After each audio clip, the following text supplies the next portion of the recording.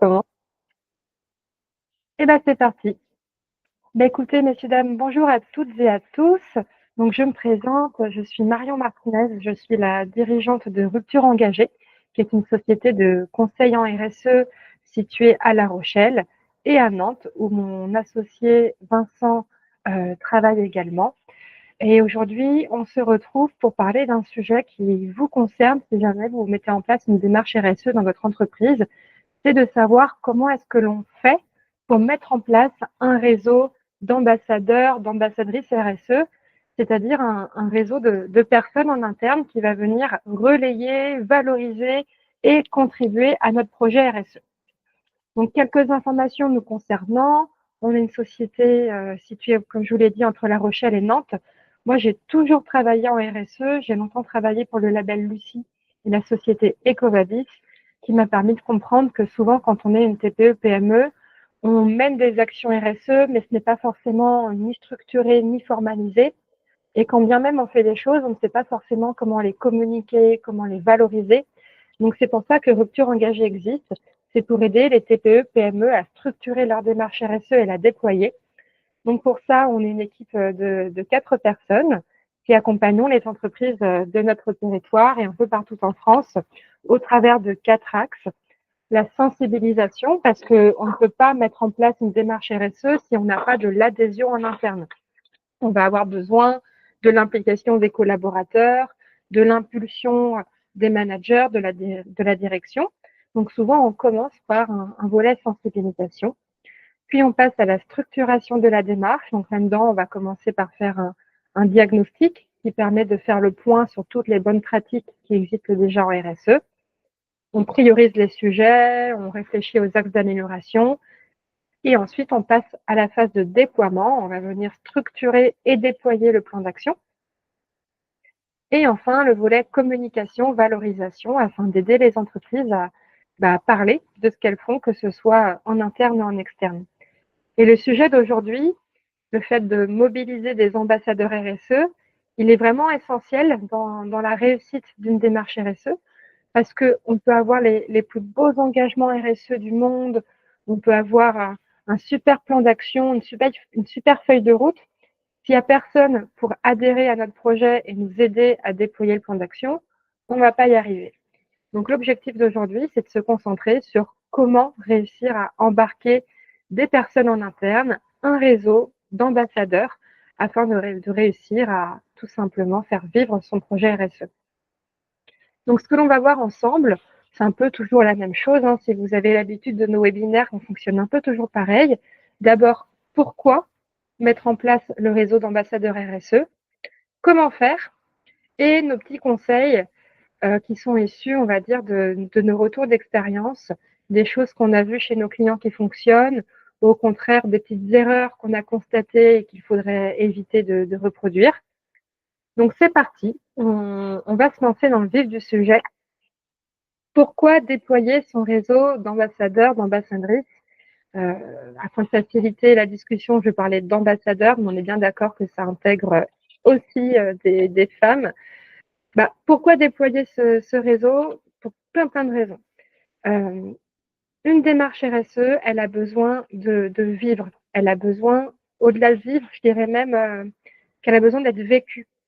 Donc pour ça, on va avoir besoin de gens qui sont nos relais finalement, afin de faire rayonner, de relayer les projets RSE auprès de l'ensemble de nos parties prenantes. Donc ça veut dire auprès de l'ensemble de nos collègues, mais aussi de nos clients, de nos fournisseurs. Ce sont nos collaborateurs qui sont en contact avec notre écosystème, avec nos parties prenantes. Donc on doit avoir des relais, des ambassadeurs RSE en interne qui peuvent parler, déployer, faire rayonner les projets RSE en interne et en externe. Ça permet aussi de récolter des remontées de terrain. Il n'y a rien de pire qu'une démarche RSE qui est construite uniquement par une seule personne, un éventuel référent RSE, ou bien uniquement par un comité de direction, qui sont parfois un peu éloignés du terrain. On a besoin d'avoir des petites oreilles et d'avoir des retours concrets de la part des gens qui travaillent de manière opérationnelle sur notre activité. Donc, si on a des ambassadeurs RSE sur le terrain, de manière opérationnelle, on augmente nos chances de mettre en place des actions qui leur parlent, qui leur soient utiles et qui leur donnent envie. Donc, on a vraiment cette importance-là aussi de récolter, de collecter des données en lien avec le terrain afin que notre démarche RSE soit la plus cohérente et pertinente possible. Il ne faut pas mettre en place une démarche RSE uniquement entre soi. Il faut vraiment essayer, comme vous le savez probablement, d'impliquer l'ensemble de nos parties prenantes. On pourrait aussi parler d'impliquer les clients, les fournisseurs, le territoire. Ce n'est pas l'objet de ce webinaire aujourd'hui, mais sur le thème qui nous concerne aujourd'hui, on doit impliquer le terrain, les collaborateurs, l'opérationnel d'un projet RSE. Et enfin, un dernier intérêt, ça constitue une forte aide à la réalisation des actions et au fait de faire vivre la culture RSE. Je vous prends un exemple. Si vous avez un commercial qui doit dialoguer avec un client, imaginons que le client dit au commercial, ah bah tiens, j'ai vu votre nouveau rapport RSE, c'est important pour nous. Est-ce que vous pouvez nous parler un peu de vos actions en cours et à venir? Bah, si le commercial n'est pas au courant de ce qui est fait pour de vrai, que le rapport RSE, c'est juste de la communication externe et qu'en interne, personne n'est impliqué, l'entreprise risque de se décrédibiliser et de ne pas pouvoir valoriser l'ensemble des engagements qu'elle réalise.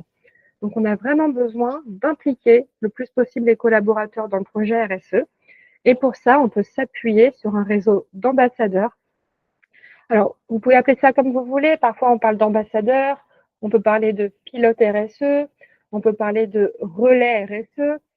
Peu importe, trouvez le mot qui convient le mieux à votre manière de travailler.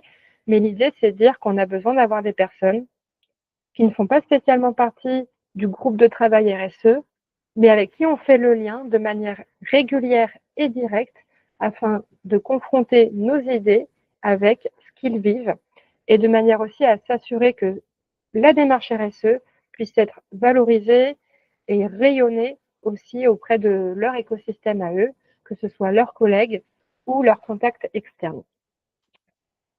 Donc, quelques raisons, s'il en fallait encore d'autres. Les ambassadeurs RSE, ils vont avoir comme mission de créer du lien entre la stratégie RSE et l'équipe opérationnelle. Donc voilà, un enjeu d'engagement et de proximité. Ils peuvent être aussi moteurs du changement. Quand on arrive à embarquer des gens dans notre projet RSE, ça devient nos meilleurs représentants. S'il y a des personnes convaincues, elles vont convaincre d'autres personnes. Donc, on peut les identifier comme étant des moteurs de changement, des relais terrain, comme on l'a dit, pour éviter de mettre en place des actions RSE qui sont un peu à côté de la plaque, qui ne correspondent pas à leur réalité et qui du coup ne soient pas déployées parce que si ce n'est utile pour personne et si ça ne correspond pas à la réalité de ce que les gens vivent, nos actions RSE, elles vont pas fonctionner. Et enfin, comme on l'a dit, ça permet de contribuer à la culture RSE de l'entreprise et s'assurer qu'on a des gens à qui se référer sur le terrain si on a une question, tout simplement, de manière directe, pragmatique et facile. Leur rôle, différents rôles, sensibiliser et former. Par exemple, ils peuvent organiser des ateliers, animer des discussions, mettre le sujet de la RSE à l'ordre du jour, partager les bonnes pratiques, mais aussi être force de proposition, c'est-à-dire identifier des sujets, des projets qui contribueraient à la démarche RSE, mais qui n'ont pas encore été mis en place. D'où l'importance de vous aussi bien sélectionner et bien sensibiliser vos futurs ambassadeurs RSE, parce que si vous voulez qu'ils vous offrent un retour concret et pertinent, il faut qu'ils comprennent bien de quoi il s'agit. Donc, le volet sensibilisation, il est vraiment essentiel. Leur rôle, c'est aussi de faciliter la mise en œuvre du projet RSE et de mesurer, valoriser l'impact, c'est-à-dire s'assurer que voilà, tout avance bien, qu'il y a de l'évolution dans les projets et partager éventuellement les freins, les difficultés et au contraire les réussites, les succès pour donner envie à d'autres services, d'autres personnes et peut-être même d'autres entreprises de s'engager. Hop. Allez, on va vous partager une petite méthode, 6 étapes pour réussir à créer et déployer son réseau d'ambassadeurs, d'ambassadrices RSE. Première étape, c'est d'identifier vos besoins. Qu'est-ce que vous cherchez au travers de vos ambassadeurs RSE ou de vos pilotes RSE? Est-ce que c'est de relayer de l'information, simplement? Est-ce que c'est de mettre en place les actions de la feuille de route? Est-ce que c'est de collecter des indicateurs? Est-ce que c'est de remonter les idées, les impressions, les ressentis des équipes?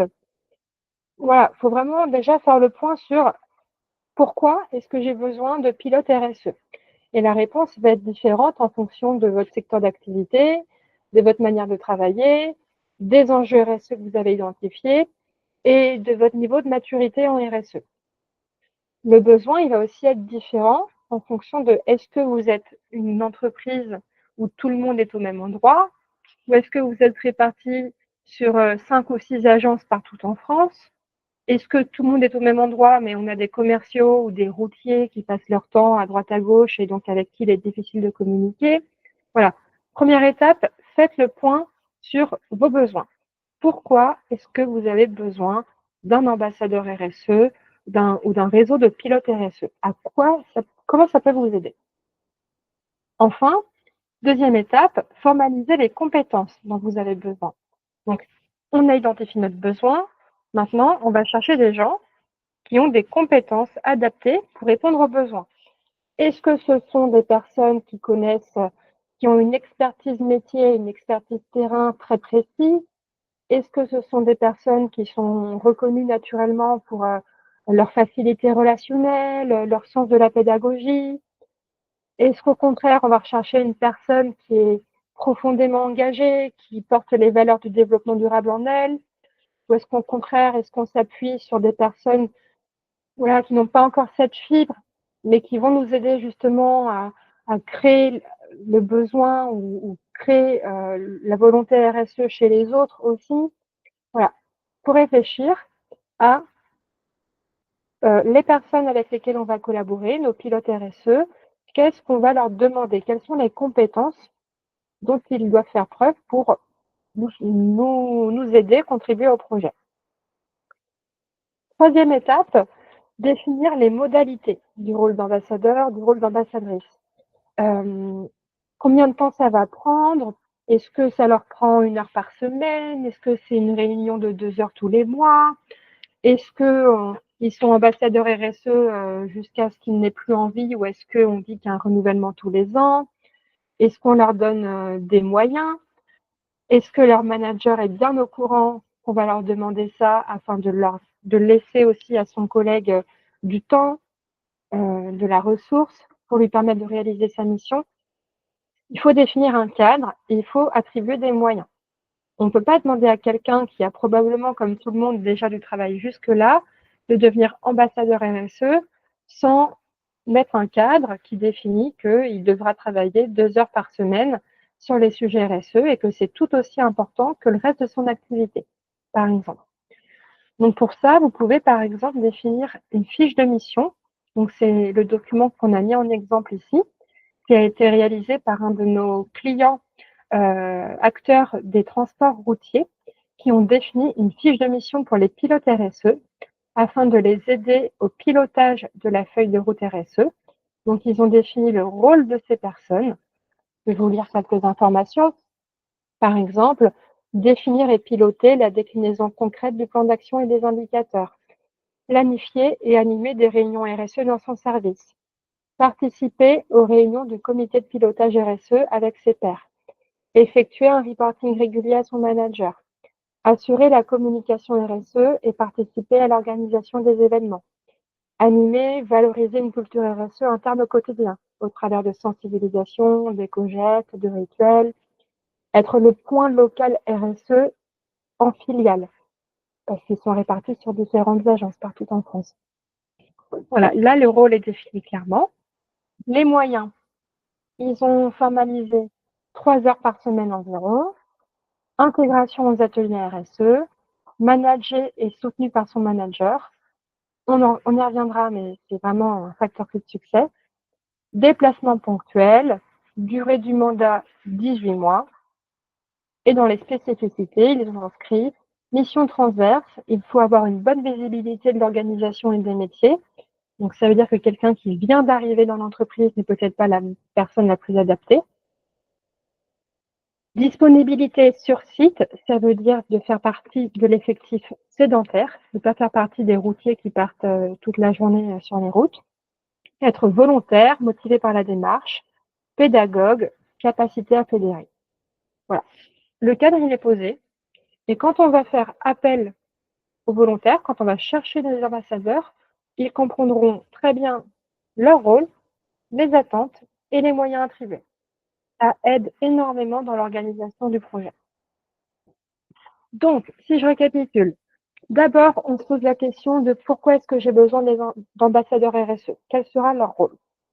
Ensuite, j'identifie les compétences ou les spécificités que je veux chercher auprès de ces personnes et je définis les modalités du rôle en les formalisant au travers d'une fiche mission pour faciliter la compréhension de la mission, la communication de celle-ci et réussir à fédérer des gens autour de mon projet.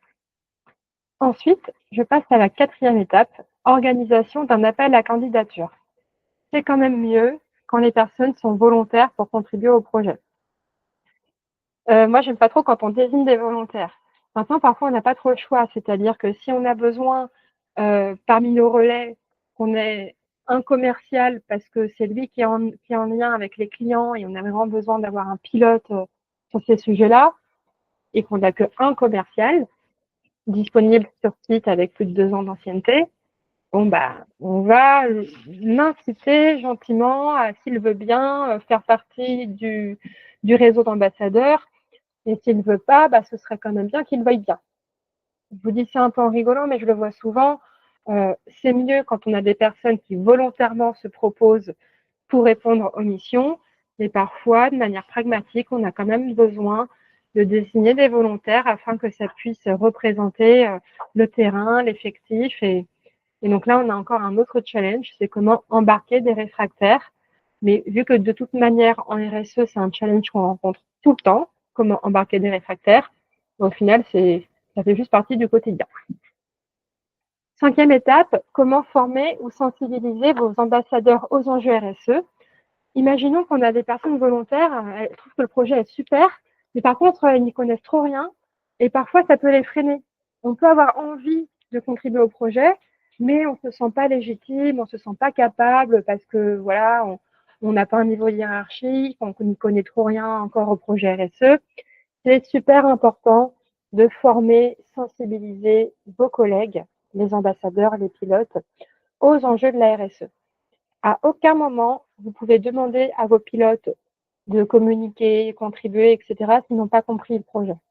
Donc, je sais que la formation prend du temps, que c'est des moyens financiers, temporels à déployer, mais c'est un indispensable. Moi, je vous donne des techniques pour réussir votre projet RSE.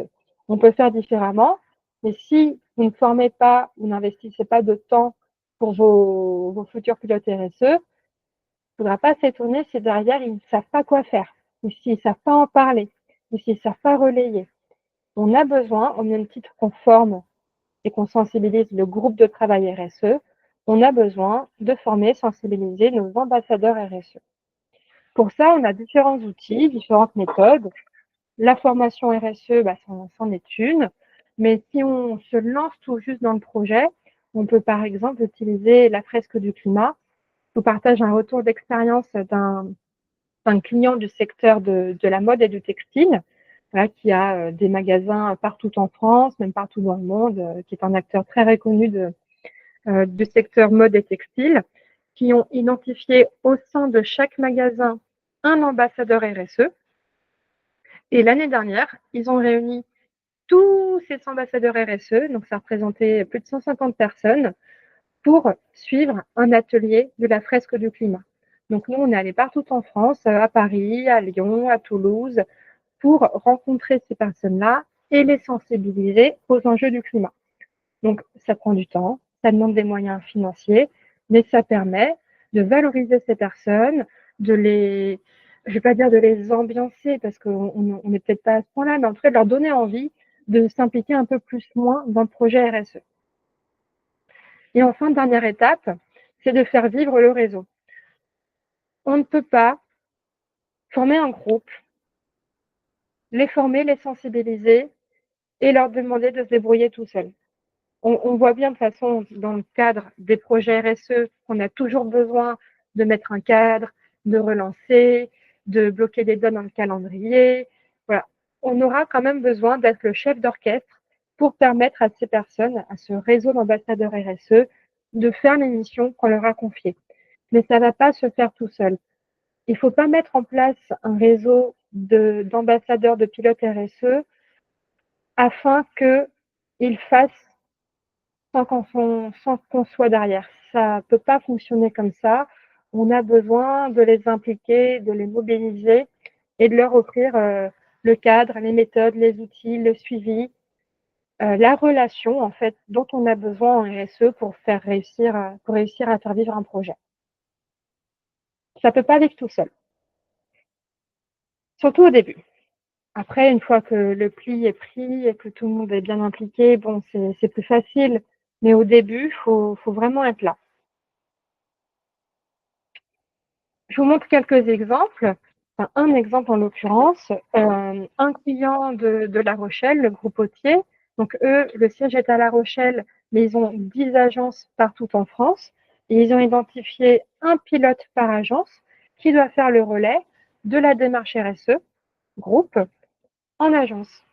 Le problème, c'est que ces personnes ne s'étaient encore jamais rencontrées en vrai, pas forcément, et qu'il y avait un vrai besoin de se réunir, de se connaître et de briser un petit peu la relation qu'on avait en visio, qui a ses avantages mais qui a aussi ses limites.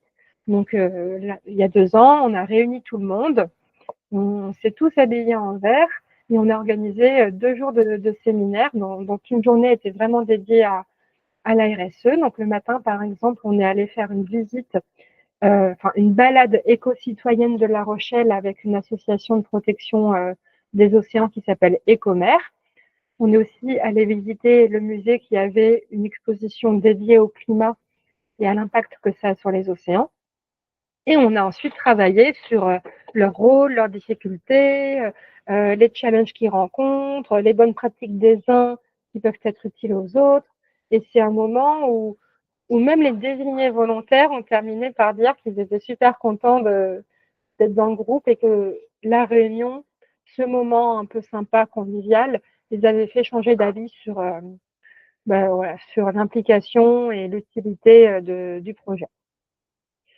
Une fois que vous avez créé votre groupe, que vous le faites vivre, que vous leur donnez des moments comme ça de cohésion qui leur donnent envie de s'investir, profitez-en pour communiquer sur ça en interne et en externe. Là, je vous partage l'information parce que c'est une information publique sur le site internet du groupe Potier. Évidemment, ils en ont aussi beaucoup parlé en interne. Dans leur journal, ils ont une newsletter papier. Dans leur newsletter, il y a le nom de chacune des personnes, le site sur lequel ils sont. Et normalement, tous les collaborateurs savent qu'ils ont un relais RSE en local par agence pour faire le lien entre la stratégie et l'opérationnel. Quelques conseils pour déployer le projet d'ambassadeur RSE. Alors, quelques conseils et quelques erreurs à éviter, en fait. Alors, premier conseil, c'est de choisir des personnes volontaires et motivées, avec la limite, comme on l'a dit, que parfois on doit désigner des volontaires, mais ça fonctionne moins bien, évidemment. Si on peut s'appuyer sur des personnes qui ont envie, c'est beaucoup mieux. Je précise quand même, attention à bien expliquer le périmètre, parce que j'ai déjà eu le cas d'une personne qui était extrêmement motivée, extrêmement volontaire. Je pensais vraiment que ça allait être ma meilleure relais au quotidien de mon projet RSE.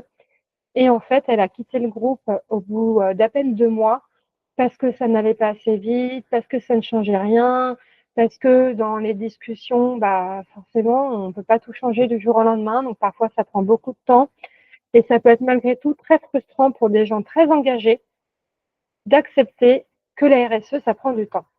Donc, choisissez des personnes volontaires et motivées, mais prenez le temps d'expliquer que la RSE, c'est pas une baguette magique et qu'on peut pas tout changer du jour au lendemain et que les plus grands changements prennent du temps et que la manière la plus rapide d'y arriver, c'est d'y aller petit à petit pour éviter de vous retrouver avec des personnes qui voient enfin l'opportunité de travailler sur des sujets en lien avec le développement durable et qui se frustrent de constater que quand bien même l'entreprise veut s'engager, ça va pas très vite. Ça, voilà, ça a foutu du coup une pas très bonne ambiance dans le groupe. Il a fallu remobiliser, refédérer. Deuxième conseil, c'est de choisir des personnes qui représentent des métiers ou des sites différents. Évidemment, ça va de soi. Il y a très très peu d'intérêt que l'ensemble des ambassadeurs soient tous au même endroit et fassent tous le même métier. Au contraire, la particularité des ambassadeurs RSE, des pilotes RSE, c'est qu'ils représentent les différents métiers de l'entreprise et les différentes agences, les différents sites. Je vous précise quand même que cela implique que le manager ou la direction soit embarqué aussi. Parce que ça prend du temps, la RSE. C'est pas un truc qu'on fait sur un coin de table, entre deux réunions. Ça demande une organisation, ça demande un peu de moyens structurels. Et donc, pour que notre pilote ait le temps de contribuer, relayer, participer, faire remonter, faire vivre, on a besoin que le manager et la direction soient moteurs. Encourage cette personne à prendre le temps, lui libère du temps dans son agenda déjà bien chargé pour réussir à déployer le projet. Donc voilà, une diversité dans les profils, en prenant bien soin, de toute manière c'est quelque chose d'inévitable, d'embarquer les managers et d'en faire eux aussi des alliés. Troisième conseil, c'est de prévoir dès le début du projet le temps alloué aux ambassadeurs. On en a dit, moi je trouve que un temps raisonnable, c'est peut-être 2-3 heures toutes les 2-3 semaines. Évidemment, on pourrait être à temps plein sur le sujet, il y aura toujours quelque chose à faire et toujours quelque chose à dire, mais voilà, 2 heures toutes les 2 semaines, c'est pas mal. Ça permet déjà d'avoir du temps, de s'organiser et de communiquer, déployer des actions. Donc, anticipez ce temps, prévoyez-le, bloquez-le, faites-en. En fait, il faut piloter le projet comme n'importe quel autre projet d'entreprise. Si on n'y attribue pas un cadre, eh ben, ça va passer après tout le reste. Et tout le reste, ce sont les projets qui ont un cadre. Donc la RSE, ça se fait pas tout seul, ça se fait pas par magie, et on a besoin, voilà, d'avoir des moyens humains, des pilotes, et des moyens aussi structurels en temps. Le temps bloqué, les 2 heures toutes les 2 semaines, par exemple, pour réussir à leur permettre tout simplement de contribuer au projet RSE. Rédiger une fiche de mission, ça facilite la vie de tout le monde parce que s'il y a un cadre, eh ben, on sait ce sur quoi on nous attend, on sait les moyens qui sont mis à notre disposition et on voit comment y arriver. Donc, de manière générale, structurer son projet RSE, c'est un indispensable, mais formaliser ce genre de document, ça peut vraiment nous aider. Même pour le pilote, ça peut l'aider, lui, à s'appuyer sur un document afin qu'il puisse parler de son rôle aux autres. C'est très clair. Si c'est écrit, il y a juste à répéter. C'est pas compliqué. Ça facilite la vie de tout le monde. Et enfin, dernier petit conseil, c'est de valoriser les ambassadeurs, les ambassadrices et leurs idées. Donc là, la photo que je vous ai montrée tout à l'heure du gros potier où on s'est tous réunis autour d'une journée un peu événementielle, c'était pour les remercier. La photo, c'est pour les valoriser. On n'a pas fait ça, on a fait ça après 1 an, enfin peut-être un peu moins, après 9 mois, 10 mois de projet. On s'est rendu compte qu'on aurait peut-être dû le faire plus tôt parce que c'était super sympa comme journée, ça a vraiment créé du lien, ça les a valorisés en interne. La photo, elle a été partagée dans leur journal interne, sur le site internet. Voilà, si on demande à des gens de s'impliquer, eh ben, un peu comme de manière générale, on doit les remercier, les valoriser et leur expliquer que leur travail a une importance et qu'on a bien de la chance qu'ils soient là pour nous aider à déployer le projet. Parce que concrètement, sans relais, la RSE ne peut pas fonctionner. Moi, je vois plein d'entreprises qui ont des très belles feuilles de route RSE et qui n'ont personne pour la faire vivre. souvent quand il y a un responsable RSE, paradoxalement, parce que le responsable RSE, tous les autres s'appuient sur cette personne. Quand on a la chance d'avoir quelqu'un à temps plein sur le sujet, parfois il y a le défaut de croire que cette personne va pouvoir s'occuper de tout. Et du coup, on lui donne tout, on s'appuie beaucoup sur elle.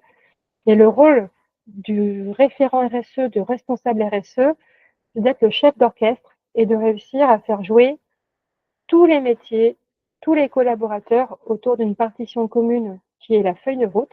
Et cette partition ne peut être harmonieuse que si tous les instruments jouent la même mélodie selon des règles et un cadre défini.